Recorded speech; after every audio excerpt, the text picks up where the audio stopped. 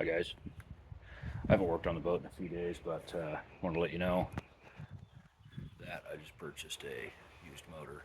So let me show it to you. So right here on this pallet is a 2007 Yamaha 115 4-stroke.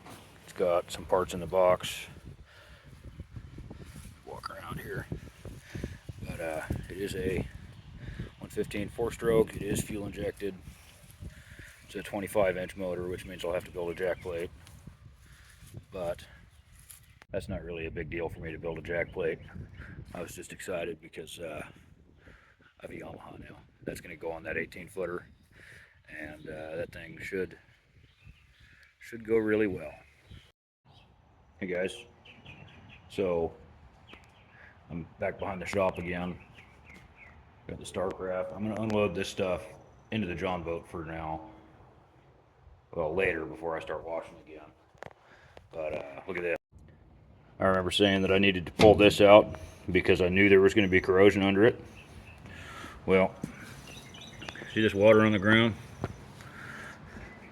It's coming out from under here. And I'm thinking there's some corrosion in here. I pumped a little bit out with my Beckman pump, but I'm going to pull that thing out. See, now that I touched it, now it's dripping. Let me get under here and take a look. Yep. So I'm going to pull that knee brace out. I got all my rivets and things for dealing with all this. They're actually in the shop. I'm going to go ahead and go grab a drill, and I'm going to start drilling these rivets, and I'll show you where I'm at when I get the rivets drilled out.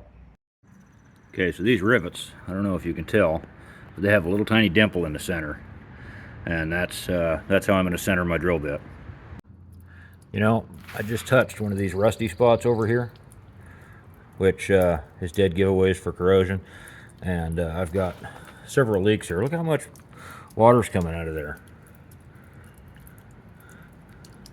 Ain't no thing. It's fixable. I know how to handle this. So I lied about these. I went and got a little nail set that's been modified to go ahead and make these divots a little bigger. I already got these top two drilled out, but I didn't like the way they drilled. So I got a smaller drill bit to drill these. So, and then I can move down to these strings of rivets here. It looks like I have a total of 10 on the bottom here to drill for just the knee brace. All right, I have all the rivets drilled for this knee brace. There it is. Yep.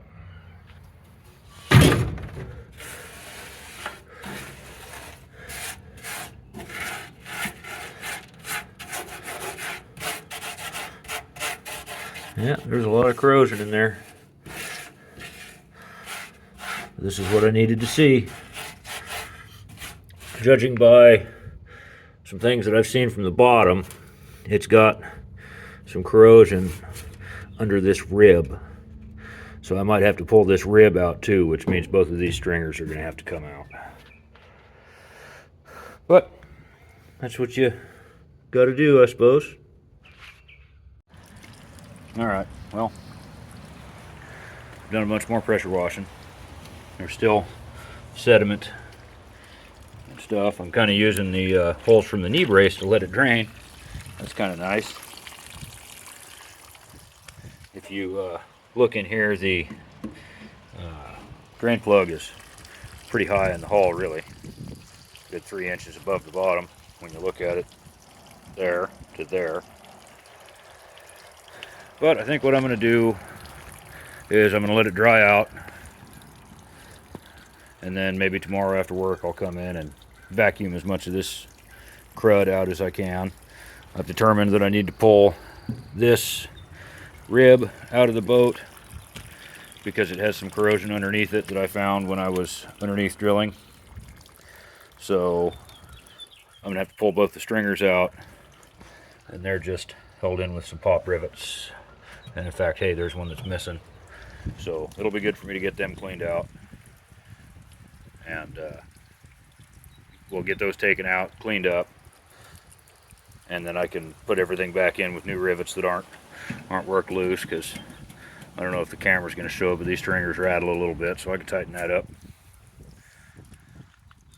But I'm going to have to pull this rib because there's some corrosion underneath here, same as there is here. I mean, there's a big hole next to this rivet here.